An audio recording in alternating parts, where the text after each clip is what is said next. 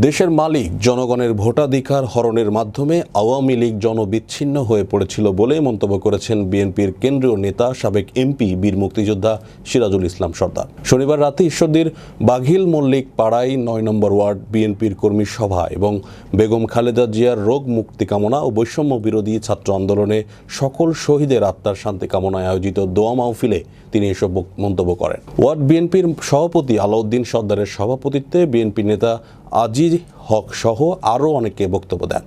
পরে বেগম খালেদা জিয়ার রোগ মুক্তি কামনা ও বৈষম্য বিরোধী ছাত্র আন্দোলনে সকল শহীদের আত্মার শান্তি কামনায় মাওলানা মোহাম্মদ কাইয়ুম হোসেন দোয়া পরিচালনা করেন। 15 বছর এদেশের শাসন চলেছে স্বৈরাচারী শাসন, এবং এই স্বৈরাচারী শাসন এমন জগদ্দল পাথর হিসাবে মানুষের মাথার উপরে বসেছিল। এদেশের মালিক জনগণ, মালিকদের মালিকানা তারা কেড়ে নিয়েছিল। যে মালিকরা ভোট দিয়ে তাদের প্রতিনিধি নির্বাচিত করবে তারা পারে নাই।